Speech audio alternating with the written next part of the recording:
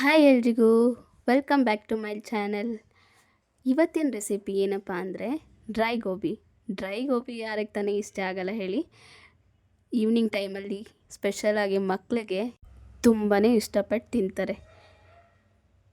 ಹೇಗೆ ಮಾಡೋದು ಡ್ರೈ ಗೋಬಿ ನೋಡೋಣ ಬನ್ನಿ. ನಾನಿಲ್ಲಿ ಗೋಬಿನ ಚಿಕ್ಕದಾಗಿ ಕಟ್ ಮಾಡಿಕೊಂಡು ಬಿಸಿನೀರಲ್ಲಿ ತೊಳೆದಿಟ್ಕೊಂಡಿದ್ದೀನಿ. 1 tablespoon garam masala, 1 tablespoon chilli powder, 1 tablespoon Kashmiri chilli powder ತೊಗೊಂಡಿದ್ದೀನಿ, 1 ಟೇಬಲ್ ಸ್ಪೂನು ಪೆಪ್ಪರ್ ಪೌಡರ್ ತೊಗೊಂಡಿದ್ದೀನಿ, 1 ಟೇಬಲ್ ಸ್ಪೂನ್ ಶುಂಠಿ ಬೆಳ್ಳುಳ್ಳಿ ಪೇಸ್ಟು, ರುಚಿಗೆ ಉಪ್ಪು,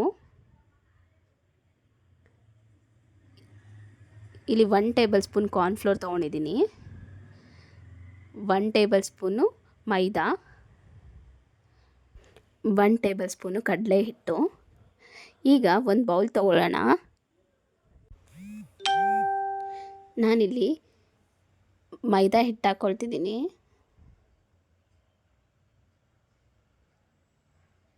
one tablespoon cornflour, 1 tablespoon ಕಡಲೆ ಹಿಟ್ಟು, 1 tablespoon chilli powder, 1 tablespoon Kashmiri chilli powder,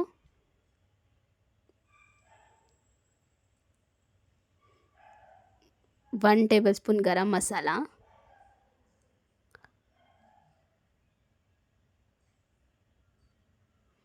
1 tablespoon pepper powder, 1 tablespoon ಶುಂಠಿ ಬೆಳ್ಳುಳ್ಳಿ ಪೇಸ್ಟು,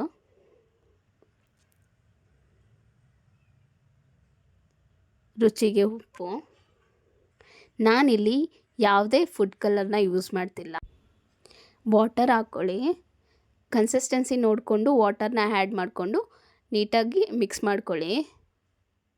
ನೀಟಾಗಿ ಬ್ಯಾಟರ್ ರೆಡಿ ಆಗಬೇಕು. ತುಂಬ ತೆಳ್ಳಕ್ಕಿರಬಾರ್ದು. ಕನ್ಸಿಸ್ಟೆನ್ಸಿ ನೋಡಿಕೊಂಡು ವಾಟರ್ ಆ್ಯಡ್ ಮಾಡಿಕೊಂಡು ಮಿಕ್ಸ್ ಮಾಡ್ಕೊಳ್ಳಿ. ನೋಡಿ ಈ ಥರ ಕನ್ಸಿಸ್ಟೆನ್ಸಿನಲ್ಲಿ ಮಿಕ್ಸ್ ಮಾಡ್ಕೋಬೇಕಾಗತ್ತೆ. ಇವಾಗ ಮಿಕ್ಸ್ ರೆಡಿ ಆಯಿತು. ಈಗ ತೊಳೆದಿಟ್ಕೊಂಡಿದ್ದ ಗೋಬಿ ಏನಿತ್ತು ಅದನ್ನು ಆ್ಯಡ್ ಮಾಡ್ಕೊಳ್ಳೋಣ. ಆದಷ್ಟು ಗೋಬಿನ ಬಿಸಿ ನೀರಲ್ಲಿ ತೊಳೆದು ಯೂಸ್ ಮಾಡಿ. ನೋಡಿ ಎಲ್ಲನೂ ಈ ಥರ ಮಿಕ್ಸ್ ಮಾಡ್ಕೊಳ್ಳಿ.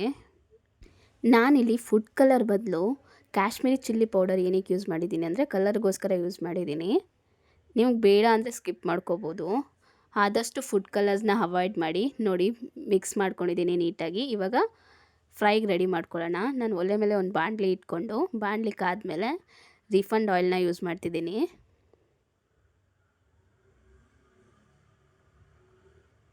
ತುಂಬಾ ಚೆನ್ನಾಗಿರುತ್ತೆ ರೆಸಿಪಿ. ಮನೆಯಲ್ಲಿ ಚಿಕ್ಕವರು ದೊಡ್ಡವ್ರಿಗೂ ಎಲ್ರಿಗೂ ಇಷ್ಟ ಆಗುತ್ತೆ. ಈವ್ನಿಂಗ್ ಟೈಮ್ ಸ್ನ್ಯಾಕ್ಸಲ್ಲಂತೂ ಎಲ್ಲರೂ ಇಷ್ಟಪಟ್ಟು ತಿಂತಾರೆ.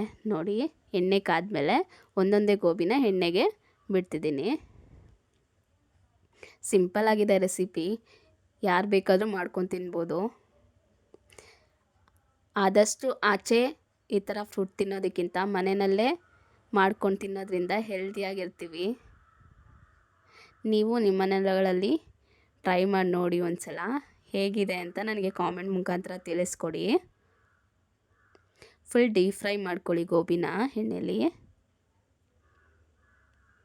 ತುಂಬಾ ಕ್ರಿಸ್ಪಿಯಾಗಿ ಬರುತ್ತೆ ಗೋಬಿ.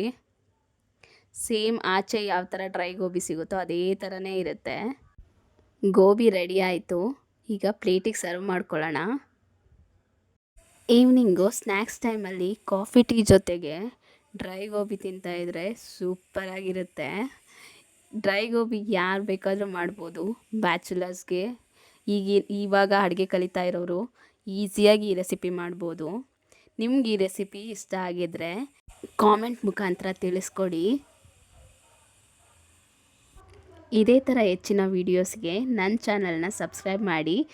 ವಿಡಿಯೋನ ಲೈಕ್ ಮಾಡೋದು ಮರಿಬೇಡಿ. ನೆಕ್ಸ್ಟ್ ವಿಡಿಯೋನಲ್ಲಿ ಸಿಗೋಣ. Thank you all.